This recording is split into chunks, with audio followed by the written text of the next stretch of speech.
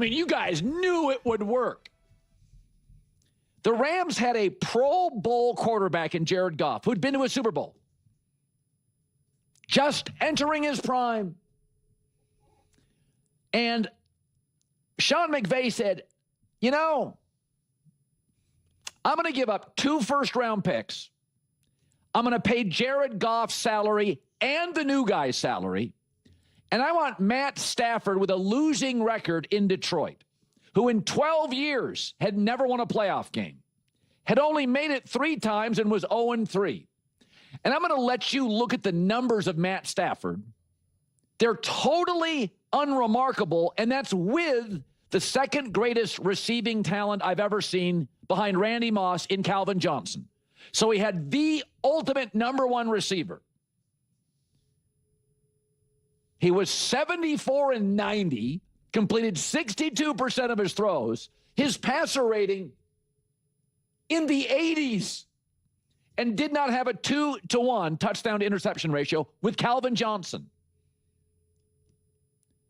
And Sean McVay's like, yeah, I'm going to pay his salary. I'm going to pay Jared Goff's salary. Stafford's had the you-know-what beat out of him for 12 years, never won a playoff game. Goff just made the Super Bowl. Yeah, let's pull the trigger on that. That is a big front and center swing by Les Snead and Sean McVay. And it's the kind of move, first year in, I mean, Stafford still led the NFL in interceptions. He and McVay were trying to figure it out as the season was going on. So it's easy now to go, I knew this thing would be money. Dude had never won a playoff game. Average quarterbacks in average franchises in 12 years will win a playoff game. And it's the same with John Snyder, the Seattle GM. Pete Carroll, very popular in Seattle. 2 Super Bowls, had a trophy, beloved. Had just had another winning season.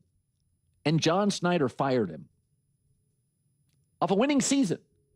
The most popular coach or manager in Seattle, maybe ever, fired him. And John Snyder also, with Sam Darnold erupting in those games, remember, against the Rams and against the Lions, everybody was like, that's who Darnold is. Oh, that's who Sammy is. Stay away. And Snyder goes, no, I'm going to pay him pretty good money. We're going to go with Sam Darnold. So the Stafford move looks brilliant today. You thought he was going to, at this age, what is he, 37? This is what it was going to look like? After getting the you-know-what kicked out of him in Detroit, 74-90, 12 years, no play. I'm going to pay for Goff and Stafford and 2 first picks. Goff was really good. I saw Goff go toe-to-toe in L.A. and beat Mahomes. Remember that game, Coliseum? So that's a lot more courage. Front and center, no troll, not anonymous, right out in front. And John Snyder, Pete Carroll, was beloved in Seattle. People moved on from Russell Wilson and moved on from Pete, fired him. Seattle gets better. And not only does he fire Pete Carroll off winning season, he hires another defensive coordinator, Mike McDonald. Fortune favors the bold. Fortune favors the bold, brave, whatever it is.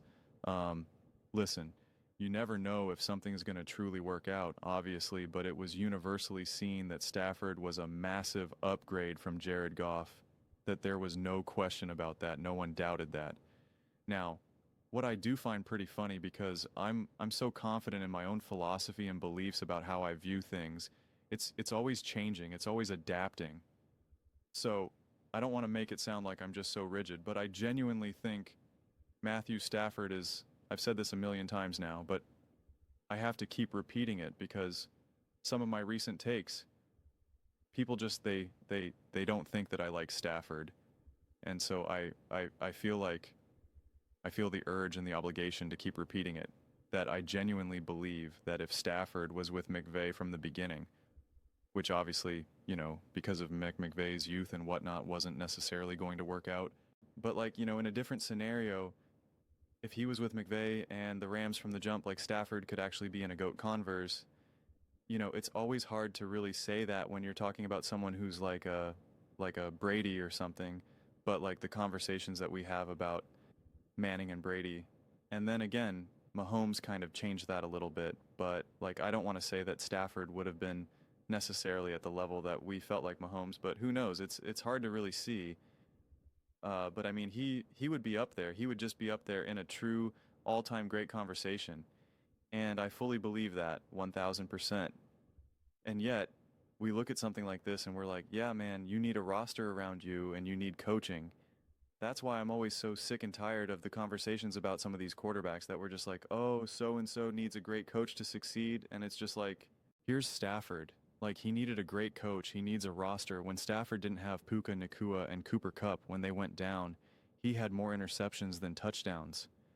And I think went like 2-4 or something. Like, it was terrible. It was bad. Couldn't beat last place teams. You need a roster. You need a team around you. You need a great coach. That's what you need. And that doesn't take away from the greatness of Matthew Stafford. But Colin is trying to say, look at these stats. It's not obvious that this was going to work. Yes, it's obvious to the coach. It's obvious to McVay because McVay knows that. He's watching the film. He's watching Stafford playing go. Snorts. Do you see what kind of offense they're running out there right now? Do you see who he's throwing to right now? Yeah, you have Tron and stuff like that. He didn't have him forever. And it's just like, you're just like, do you see what these guys are doing right now? You see what they're asking Stafford to do? See the plays that they're calling at the time that they're being called? You see the types of throws that Stafford's making. Like, he's not like, oh, what's his passer rating? Oh, well, his touchdown interception ratio is pretty good. McVay's watching him play and saying, oh, I know that guy's elite. I know that guy's special. I don't care what his record is. He don't care about that. I see how you guys are losing. Okay, let me watch a game that you lost, and let me see if it's actually Stafford's fault. Let me take a look. Let me watch every single snap, and I'll see if, like, Stafford could have done anything to put his team in a position to win. Like, McVay is going to know that. He's going to be able to evaluate that. He's going to understand. He knows what call plays. He calls that Goff is just not executing correctly. Even if it seems right, oh, wow, we had a pass here and it went for 15 yards. That was great. And M's like, yeah, that was great, bro. But we had a 35-yard play over here. You got to stop missing that. You got to stop missing that. And I'm not saying that was like, you know, a specific goof as I just, you know, pulled that out. So it's why you can't just go by the stats. Stats like this are incredibly misleading. And since I am such a believer in Stafford, I go to that well all the time where Robin's like, Stafford never won a playoff game. I'm like, Stafford didn't do anything until he got to McVay. And it's objectively true and statistically true. But Stafford was given the benefit of the doubt, and he should have to be very clear. He should with the Lions that I don't see with anyone else. Maybe it's because the Lions historically were just so bad for all those years. But I remember specifically I was watching The Herd. I was watching the old school Speak for Yourself, Marcellus Y, etc. And it was pretty much like this was a huge move. Stafford gets there and everybody was like, this is crazy. But like they all understood it. They all believed in LA. Did they think that they were going to automatically win a Super Bowl? No. And neither did the Rams. The Rams went out and got OBJ and Von Miller. So they needed extra pieces, which I also always credit to the Rams and being like, if I'm talking to another team who thinks that they can win, I'm like, I like the Bills. I'm like, where's your Von Miller move? Where's your OBJ move? That's what the Rams had to do to get over the hump. It was necessary. It was needed. You needed all of them. You needed every yard from OBJ, and you needed every big play from Von Miller. Like, you needed that. But it felt like they could win the Super Bowl, or especially after they won the Super Bowl, there was instant Hall of Fame conversation. Is Stafford's resume now that he won the Super Bowl? If he wins the Super Bowl, is this enough for him to now be in the Hall of Fame? People were having that conversation. I remember it, so I remember watching it in my bed on YouTube, the clips on YouTube. I just remember it so vividly. So vividly. It's when I kind of first realized, oh, look, all these clips are on YouTube. This is cool, and I have TV. And that's where I would watch it. And so I just remember, like, those were honest, grounded conversations. So Colin's kind of saying, oh, it's easy to say now, like years later. And like, I understand what he's saying, but like this thing got momentum very quickly, very, very quickly. And I and I do appreciate the moves. Listen, you never know how old how well someone's going to play as they get older. I don't think that's what it was about for the Rams. For the Rams, it was very much like, we are going all in to win a Super Bowl right now. McVay wasn't even sure if he wanted to keep coaching. Amazon was trying to make an offer with him. Stafford, there was kind of questions like, no, are you going to say or are you not? We want you to take a pay cut. Stafford kept getting banged up. He got banged up a bunch of times with the Rams. They were just kind of like, all right. Colin was already talking about like, yeah, they should draft Jackson Dart. Like, that's what Colin was saying. Colin was literally saying they should draft Jackson Dart. So, yes, things are now working unbelievably amazing right now this season that no one could have truly foresaw coming. Not even the Rams. And the Rams weren't banking on it. This is gravy from the move that they made. This is gravy, not a doubt in my mind. But now that you have it, it's like, yeah, it's gravy, but it's attached to the turkey and the mashed potatoes and the stuffing and I gotta eat before I make these videos because I'm always hungry. But like now it's like, no, this is, now it feels, considering how great Stafford has been. And the connection with McVay and the rosters that the Rams have been able to build, it's like, it's almost like anything less than 2 Super Bowls would feel like he kind of was a little incomplete. You didn't really maximize what you had here. At least that's my viewpoint, is that unless you win at least another Super Bowl, you'll be like, oh man, we could have won in 22. 24 was so close. If only, and you're just like, 25, man, we lost in the NFC Championship. Or be like, wait, we lost in the Super Bowl. You'd be like, maybe reaching another Super Bowl and losing, but I just think when you're as great as Stafford and you're as great as McVay and you built as great as teams, you went out and had Puka Devontae, you had Cooper Kupp before, right? Like you got the bodies, you got the defenses, you got the offenses for the most part, you have the health. I look at it as like, to anything less. And I made a similar statement about the Eagles, who are, I think the Eagles, the Rams, and the Chiefs are the 3 best run teams. And they're the 3 teams that have actually gotten over these humps, like won Super Bowls, and have consistently been competitive in ways that not even the Bills or the Ravens with Lamar and Josh, etc., have been able to do. And the 49ers, you would want to put them in that category, but they haven't even been able to win the Super Bowl. So it's like, it's a little different. I put those 3 teams in a different category. And quite frankly, the Chiefs are kind of grandfathered in because it's like, well, they got Mahomes, and it's like, that's kind of big. The Rams have had to make decisions. They got to a Super Bowl with Goff. The Eagles won a Super Bowl with Nick Foss, right? Like, so like, I think the way you were really talking about standing the test of time in terms of like making decisions, building new teams, the Rams and the Eagles are up there. And I remember talking about Eagles fans after they won a Super Bowl. It was just like, listen, you're at the end of the day, you can't expect just to go rip off 5 rings, right? And so it's like, what's a realistic outcome for you to feel satisfied of? Like, when Jalen Hurts and when it's all said and done with Jalen and AJ and Saquon, what's that number? And I was like, it's probably to 1, you're incredibly grateful and you're really excited and happy about, but as long as you have the health and as long as you feel the team is still in their prime, it's like 2 is probably what 3 would be amazing. And you're going to start to get greedy because it's like Peyton Manning's not winning 3, Aaron's not winning 3, right? Like it's just winning 3 is extra, right? Everyone's praising Mahomes and the Chiefs for winning 3 as they should, and it's just like, you just can't expect that just to come easy.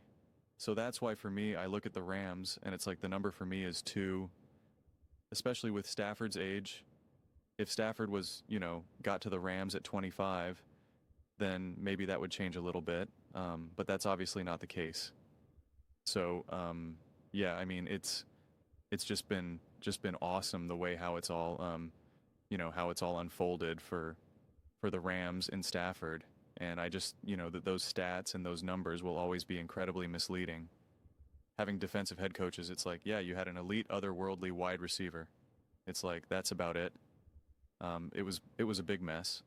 I'm pretty sure he had 2, Patricia and the defensive coordinator he was the defensive coordinator for the Eagles when they won the Super Bowl in 2017, and then the defensive coordinator for the Browns, now whose name I see his face, but his name has completely slipped my mind. That's always a mess. that's not necessarily ideal.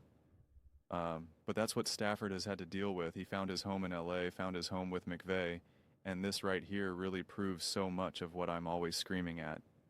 And it is why the Lamar Jacksons of the world and the Josh Allens of the world, I do think deserve even more benefit of the doubt because of what they've been able to accomplish with franchises that are not quite there. Now, you can make the argument that Harbaugh and McDermott and whatnot were better than what Stafford had to deal with, and they were able to build better rosters, and I agree with that. But it's I still think it's impressive when you have guys that are clearly in an imperfect situation. Right now, Matthew Stafford is in a perfect situation. Mahomes, for the vast majority, up until maybe last year, in a perfect situation. Jalen Hurts, perfect situation, minus maybe the coaching. Brock Purdy in the beginning, at least in 22 and 23, perfect situation. Garpolo, perfect situation, right? You have awesome coaching, awesome roster.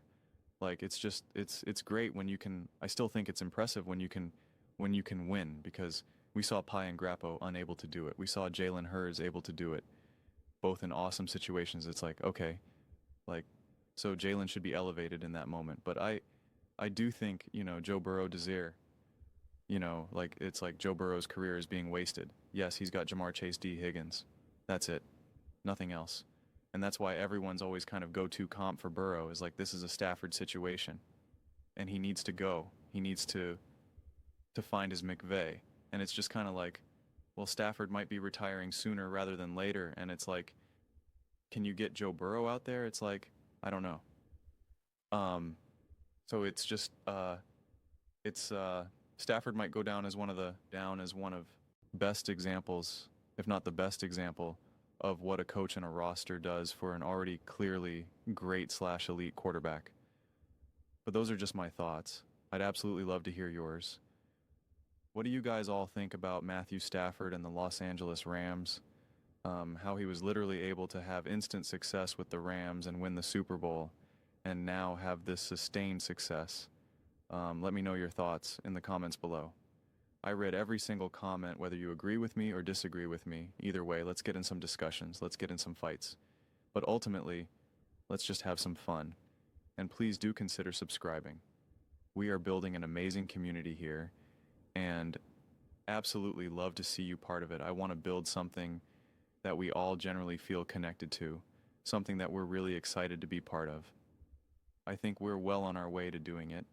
Please don't forget to give this video a thumbs up, as it really does help with visibility in the algorithm. Thank you so much.